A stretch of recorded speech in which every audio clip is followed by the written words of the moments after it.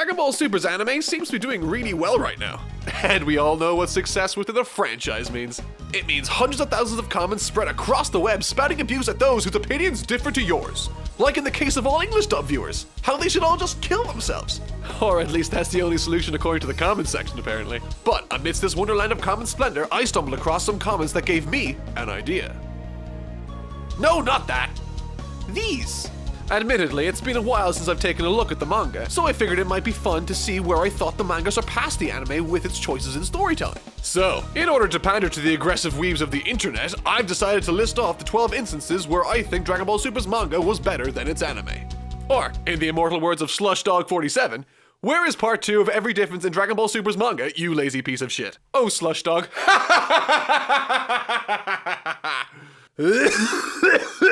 Number 12.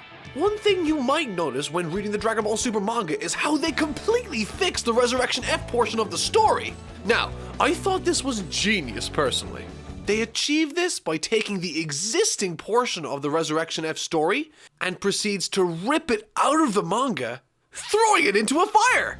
That's right, it doesn't have Resurrection F at all. It skips it entirely and gets straight to the good stuff. Now, I can hear your angry fingers pounding away on those keyboards already. Actually, Toyotaro, the creator of Dragon Ball Super manga, made a limited release of the Resurrection F story for the movie. And you're right, it hasn't been retconned or anything. Whis even mentions it in chapter 5. You know there's a but coming. But it's not part of the official collection. I know because I bought it. Turn down for Whis! Number 11. Now, judging from the last time I brought this up, people seem to be really defensive about people ragging on Jiren the Grey as a character. So I think the best way to deal with this subject is with as much sensitivity and grace as possible. Jiren the Cliché is a boring, lazy shell of a character that even after 20 plus episodes with him has still not established himself as anything other than another one of those forgettable, strong, serious, silent type antagonists to Goku. People can complain about Cauliflaw all they want, but she at the very least has an established personality and character. Up until the making of this video, Jiren has said a grand total of who fucking cares in the anime? Am I exceeding in doing that angry weeb thing yet? Jokes aside, in reality, the use of a character like this only works if we see him do the things he supposedly stands for. Action and experiences are what makes a character relatable. If all Vegeta's character had was people talking about all the awesome things he did, no one would care. It's through sharing those experiences with the character that we grow to love them or hate them. Frieza, Cell, Majin Buu, Beerus, Goku Black, these are all characters that were interesting the second we saw them. The moment Frieza opened his mouth or killed those Namekians, you knew what you were dealing with and you couldn't wait until Goku and the guys tussled with them. Yeah, I used the word tussle, what of it? But Toyotaro didn't make that same mistake.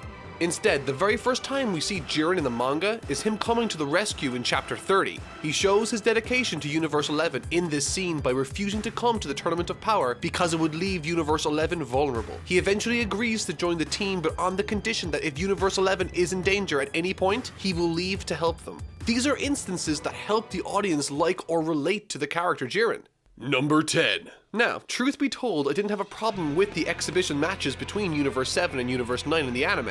I actually thought it was pretty fun and, oh look, we get some Majin Buu action too. However, I think we got something more juicy in the manga. Instead of an exhibition competition between Universe 7 and Universe 9, pulled straight from chapters 28 and 29 is a showdown between all the gods of destruction from the 12 universes. However, while amazing, this is short-lived as Zeno can't see or enjoy the fight because it is too loud and intense. The manga then uses this as an opportunity to establish the rules that will eventually make up the Tournament of Power, like no gods of destruction allowed and no flying. But that's not where it ends. No, this scene has one final difference. In the anime, Toppo's first confrontation with Goku leads viewers to believe that if Goku was to go all out, he would destroy Toppo. However, in the manga, Toppo actually wins the confrontation, showing the viewer that a good strategy means more than power, an important concept to get over for this arc. Number 9. This one's short, but it's a goodie. Remember when Goku and Vegeta went into the time chamber for 3 years in preparation for the Universe 6 tournament? Well, I think the manga did it better. This scene from chapter 7 pretty much hits all the same story points as the anime, except for one big moment that honestly gave me goosebumps. Right where the anime cuts off, the manga continues for a little while longer. Goku states that they do not need to worry about destroying things in here, and that it's time to fight just like the good old days. And with that, they assume pose is very reminiscent of another very iconic scene, only this time as Super Saiyan Blue. It's a really cool nod to Dragon Ball Z that only served to enhance that moment for me. Number 8.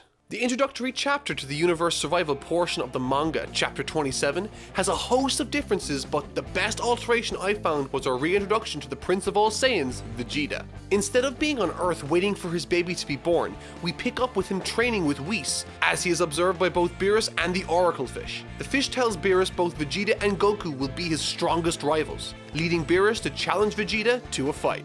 Reading this for the first time, I wasn't expecting it at all. In fact, when they got ready to fight, I was convinced something random would happen so that the fight wouldn't happen. But thank Christ on a bike nothing did, because what followed was awesome. The scene helps establish the mastery of Super Saiyan Blue, a state similar to full-powered Super Saiyan like when Goku and Gohan exited the chamber during the Cell Saga. This state is so far only recognized in the manga, however. As I've stated already, the fight was awesome, climaxing with Vegeta landing his first good punch on Beerus, which naturally gives cause for Beerus to start taking things seriously. I especially love this because it's a great indicator of where Vegeta and Goku are in relation to Beerus strength-wise. There's actual progression happening that we can see. Number 7. Dragon Ball Super's manga adaptation was very consistent with its use of Super Saiyan God. It's seen throughout the story's beginning as well as chapters 13 and 22. This, my friends, is called consistency. This is important as it demonstrates to us the consumer that Super Saiyan God, or the red-haired form, is just as viable an option as Super Saiyan or Super Saiyan Blue, which feature more prominently.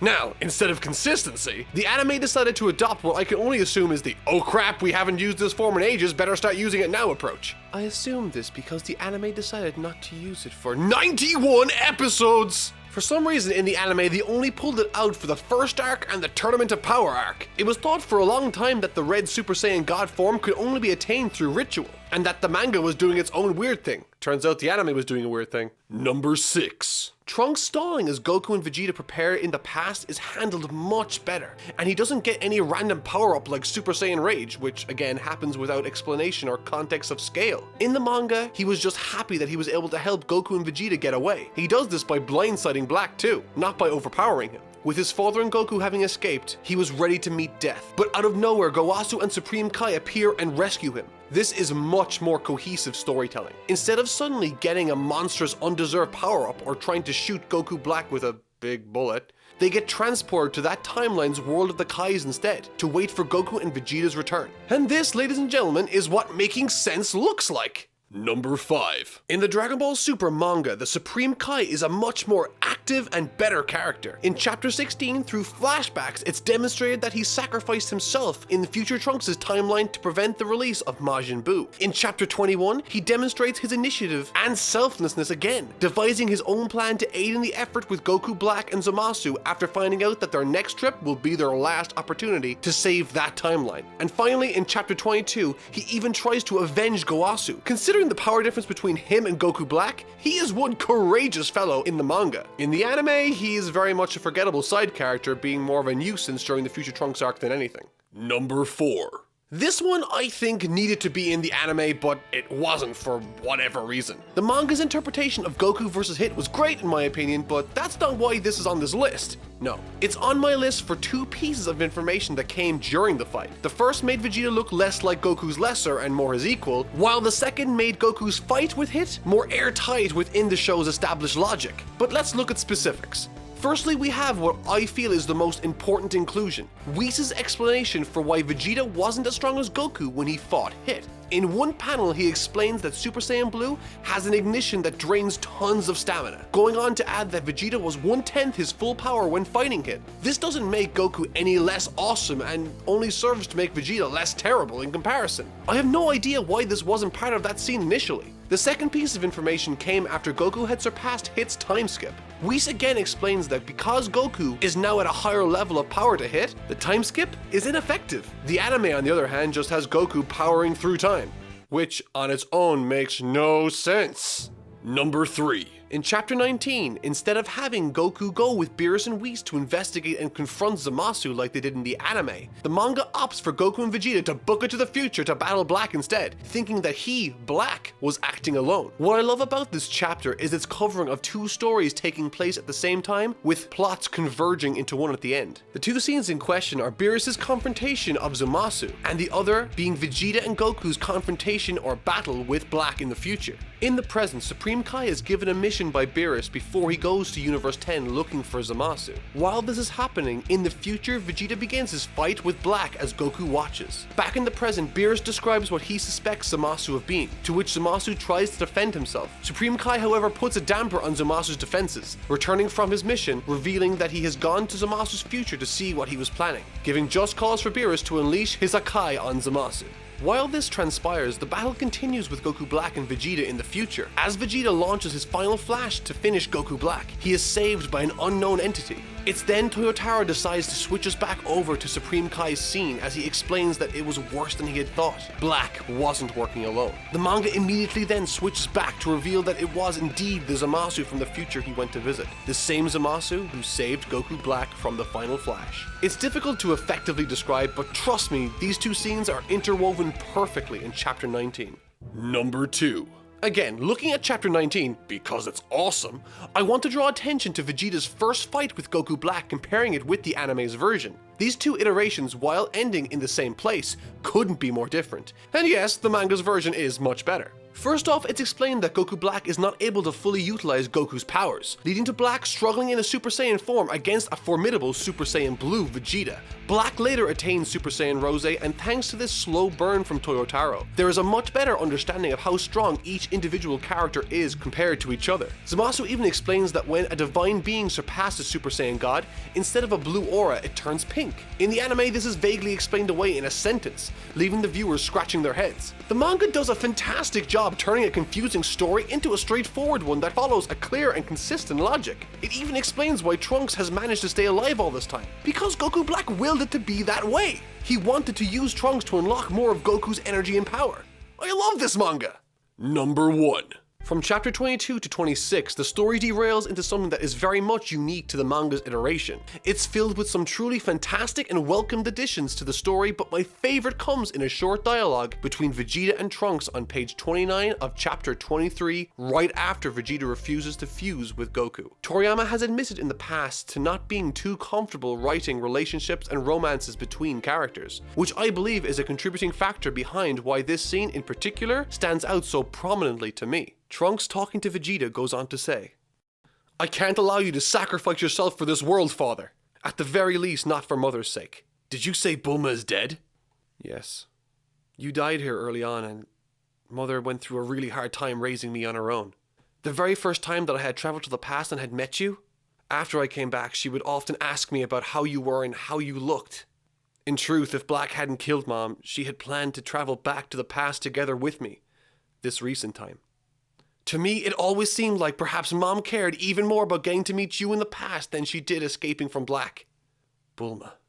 I don't want to make Mom go through anything else, so I can't allow you to die here when Mom in the past is waiting for you to come home to her." This is a fantastically tender scene from the manga and stands out amidst all the other fanfare to me. But in short, this manga is fantastic, which is why I encourage anyone who hasn't purchased a copy of it to do so soon. It's a perfect Christmas present. This manga needs to be supported.